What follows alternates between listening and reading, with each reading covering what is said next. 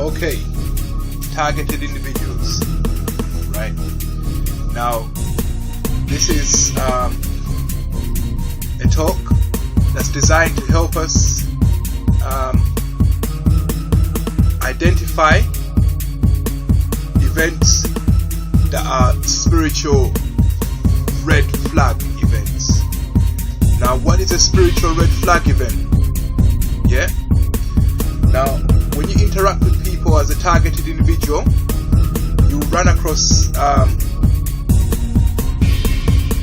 everyday situations that we have, and whenever you start to feel like an event is a targeting event, you need to write down what you saw. Yeah. And now I'll show you how to identify what a spiritual red flag is. Let's say you're out there on street and somebody comes up to you and they start staring at you like, yeah, and they're in a threatening demeanor. Yeah. And let's say this person is somebody you've seen conversing with. This is an example I'm using, analogy. Let's say this is somebody that is a kin or an acquaintance of a woman you've been thinking about. Not a woman you've touched, but a woman you thought about in your head. And because obviously when you're a targeted individual, you can't, those of you who are fighting properly with Jesus Christ, yeah, it's the good that hides. There was a time when the evil were the ones that hide. Yeah? Where to do evil you have to do it in secret. But now, because as targeted individuals we know that the system is backing those who are targeting us, and in fact in some situations the system is the one that's targeting us. So evil doesn't hide anymore. It's the good that hide. You see? So if you're doing that, if you are attracted to a woman, don't let it show publicly. Never let anyone see you looking at any woman publicly. Yeah? Because they're gonna target you. Yeah? And you know you're good in your heart, but they're just being like that and the system is backing them. So to be with any woman you like, you gotta make sure no one sees it. Otherwise they'll just target you for it. So when a woman comes across my eye, through the synchronicities of life, my mind can't help thinking about her. If she stands out, I'm gonna think about her, and I'll be there thinking in my head, thinking sometimes I fantasize being with her, whatever. But now, if I know I haven't shown any sign that I'm interested in that woman, and I've seen her standing next to a man, yeah, and he had no reason to believe I was interested in her, and he ignored me. Then after thinking about her, all of a sudden he starts being like that. So then I ask myself, then I say to myself, the reason why you're staring at me with your eyes bulging out and in a threatening demeanor is there's no other, I haven't been showing any signs. It couldn't be anything else. It couldn't be because you see me interacting with her. Never touch her. I don't even look at her, yeah, to avoid you thinking that I've seen her. So then there was no evidence. If the only evidence, however improbable, that remains is that the reason why you're staring at me with your eyes bulging out and in a threatening demeanor is because you saw me thinking about being with a woman that you do not want me to be with, and this made you upset, and then you decided to turn up and face me in this moment right now. If when I say it out loud and I write it down, this is what happened, I'm like, but there's a blatant red flag here. Yeah. So if we break down what what happened, yeah, and dissect the piece of evidence. I'm just writing down what I saw.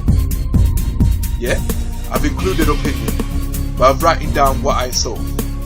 Yeah, and based on all the evidence, this is my conclusion, and I write it down on paper. The conclusion is, the only reason why this happened is this. The only way he could think I'm after his woman is if he saw me thinking about it, because I do not show it publicly. Yeah. Obviously there's a flip side. It could be that she's thinking about me. Yeah. And she can't stop thinking about me, and he's seen it, and they like that. I mean, if a woman wants to be with someone, why are you behaving like that? Yeah. Well, if she obviously you're gonna make everybody's life a misery. Yeah. It could be that, but for the purpose of this talk, let's assume it's the former.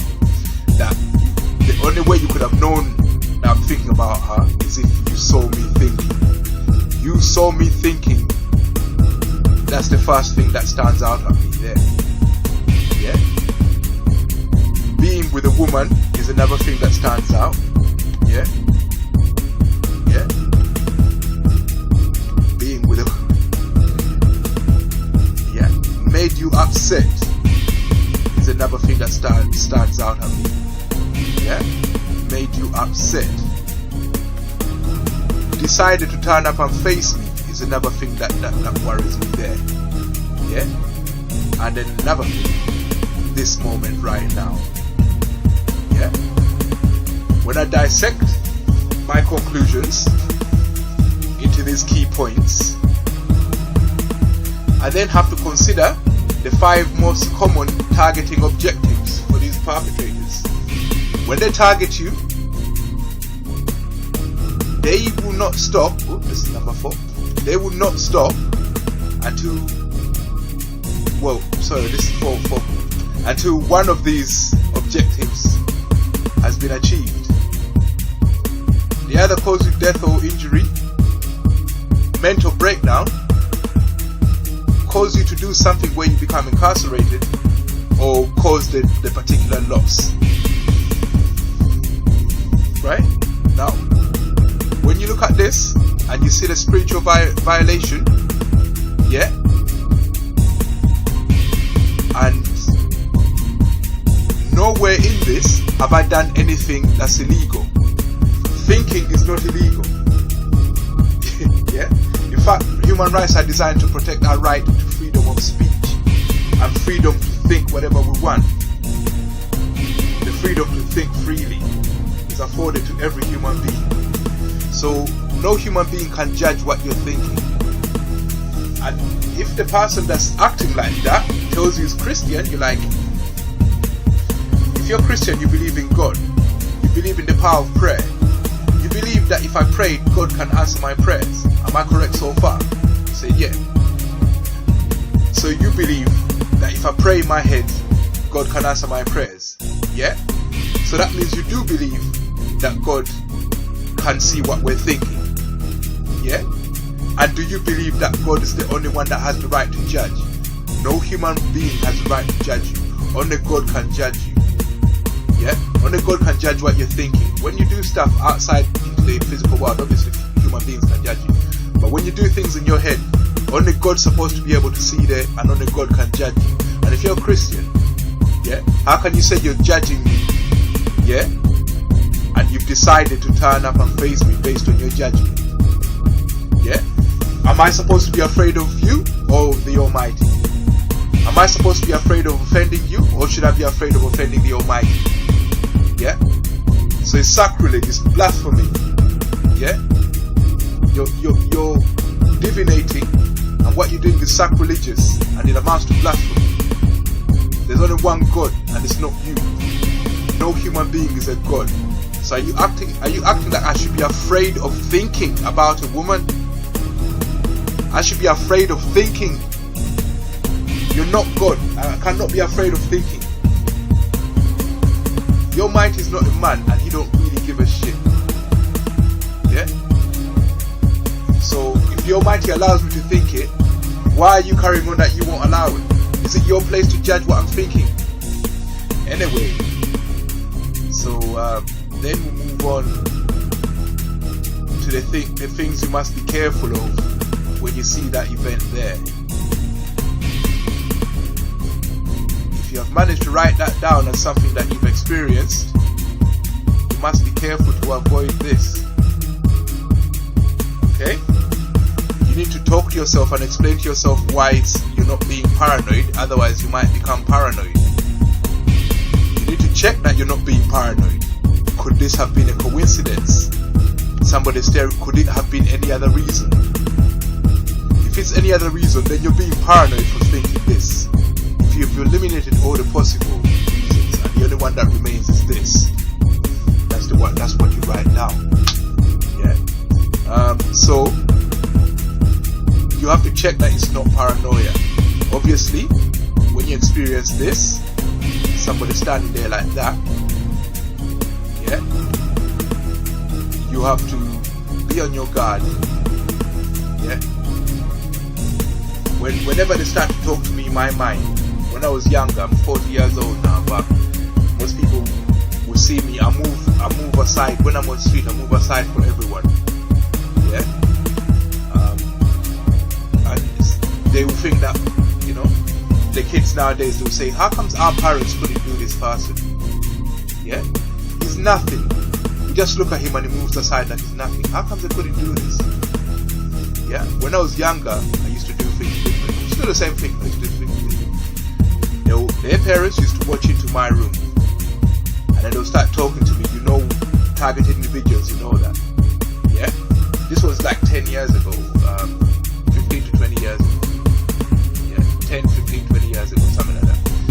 Yeah. It started in 1999, 2000. So that's 18 years ago. But what I used to do, I used to be 82 kilograms then, and I'll pick up my 100 kilogram barbell curl. So I've started lifting, I've been lifting that for 10, 15 years. I started picking it up, yeah, and every time I hear those voices, they'll be like, okay, we don't want you, yeah, you should go away, yeah, you don't go away, we're gonna do something. And I'll be in my room, and I'll be like, okay then, I heard what you said. I'm gonna pick up this barbell and I'll do 8 reps with it, 100 kilograms with it. I was on the 82 kilograms. I'm gonna pick up this barbell and I'll pick it up now. I picked up this barbell, I'm gonna come outside. The first person I see, I'm gonna park. Every time I'll do that, police will flash by my door. The first person I see was a policeman flashing by. I open the door, policeman flashing by. I open the door, policeman, and they're listening, alright. So you don't chase them because the police have decided to back them. The system is backing them. They're violating us. We're trying to carry on like we should be afraid to think, and the police has chosen that side. Yeah. So that's how come their parents never touched them.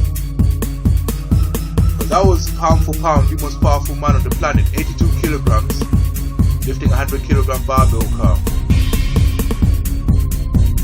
And I did tell them straight, open my fucking door. If I find you there, you're getting power bomb.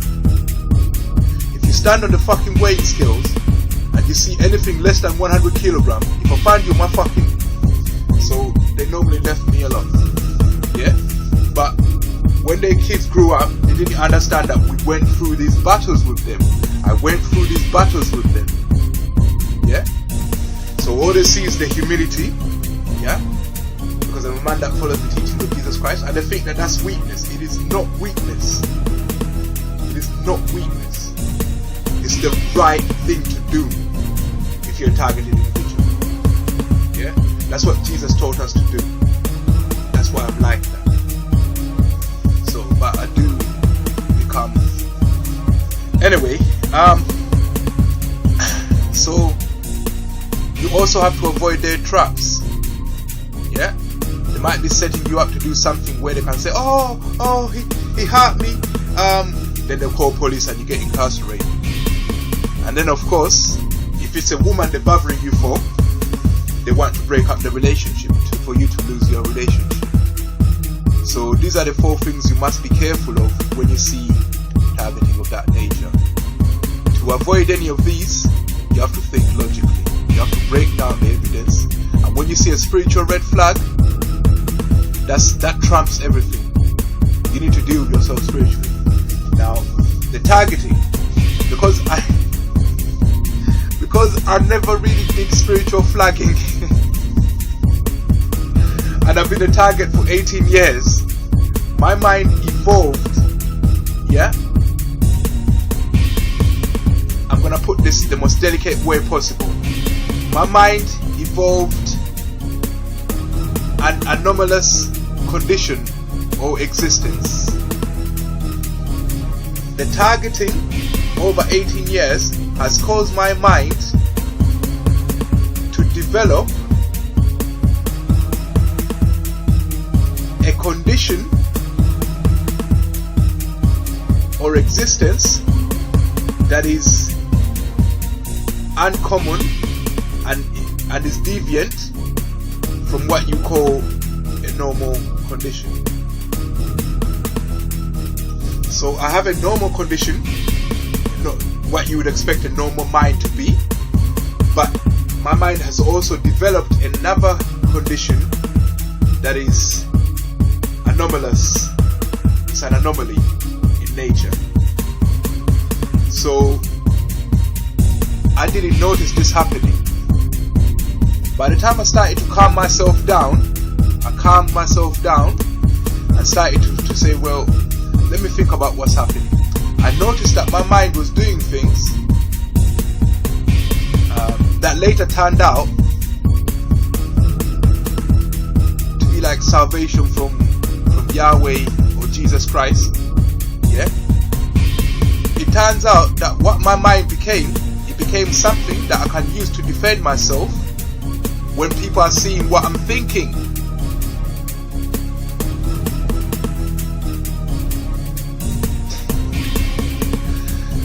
If I see this anywhere in any of my conclusions, yeah, I use the anomalous nature of that condition to defend myself against those who are seeing. And then I would like to publicly state that as of now, because I'm seeing events like this where people are judging and turning up, as of now, it is my request to all human beings on the planet that you stop viewing my thoughts. I don't want to be judged by no human being. So now that I've told you, my perpetrators, that I don't wish my mind to be viewed by anyone, because I'm starting to see these things here. I'm starting to see people turning up like that with these kind of reasons, with this type of red flags in them.